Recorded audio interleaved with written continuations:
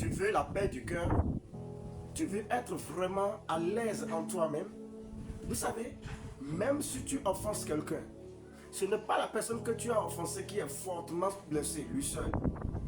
Non. Quand tu te repens vraiment, tu verras que toi-même tu seras blessé. C'est lui qui est coupable. Quand le coupable se repent, quand le coupable est censé de ses erreurs, quand le coupable sait qu'il a blessé quelqu'un, je vous assure que le coupable n'est jamais à l'aise. C'est quand le coupable s'en fout bien.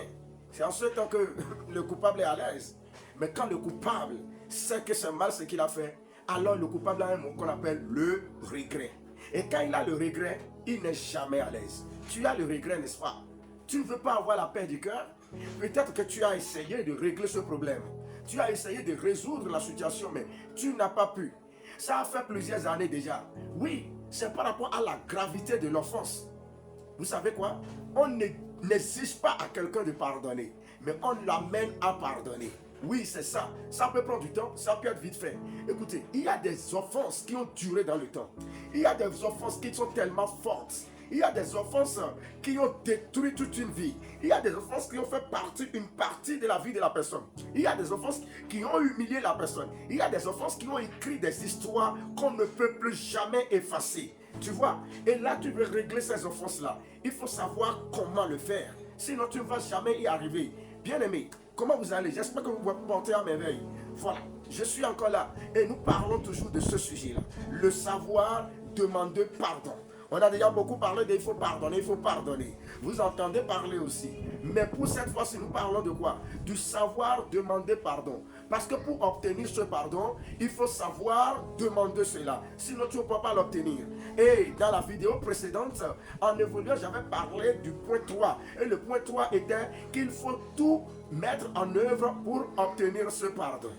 Donc, il faut tout mettre en œuvre pour que ça marche.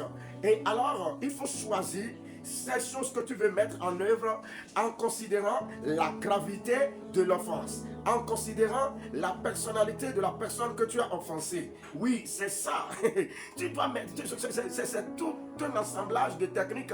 Tu n'as pas le choix parce que tu veux obtenir quelque chose, n'est-ce pas? Tu veux aller demander quelque chose. Donc, tu dois être humble et tu dois faire tout pour que ce que tu vas aller demander, ça marche. Tu n'es pas là pour aller jouer un jeu. Alors, je vais vous parler de certains points, d'accord? Voir 7 ou 6 comme ça dans cette vidéo et nous allons décortiquer ça dans les vidéos précédentes, un à un. Écoute-moi, premièrement, il faut savoir choisir tes propos et tes mots.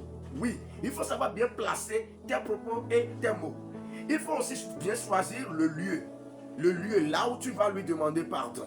D'accord? Il faut aussi bien choisir le moment. Je pourrais dire le temps. Et je peux aussi dire la circonstance. D'accord? Le moment où tu iras demander. Est-ce que c'est maintenant que c'est chaud? Est-ce que tu attends un peu?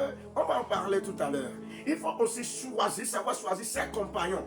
Ceux qui vont t'accompagner pour y aller. Peut-être tu as besoin que les gens t'accompagnent pour y aller. Il faut savoir choisir tes compagnons. Et surtout, il faut choisir la posture qu'il faut. La posture qu'il faut. Soit tu te mets debout, tu te mettras assis, tu te mettras en genoux ou bien accroupi. Comment vas-tu rester? Il faut choisir la posture qu'il faut. Et surtout, le nombre de fois.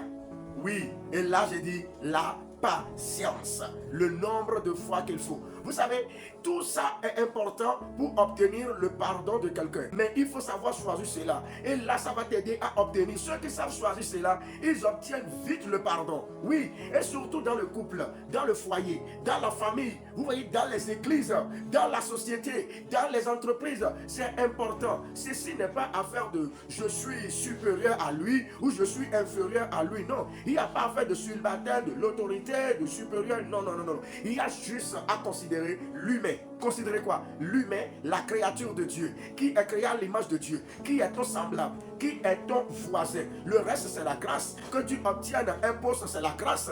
Que tu sois leader, c'est la grâce. Que tu sois son pasteur, son prophète, son bishop, que tu sois son responsable dans l'église, dans les associations, c'est la grâce.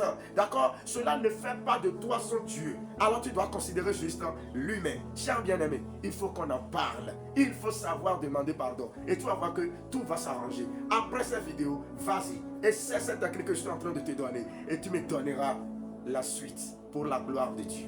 Le Seigneur te bénisse.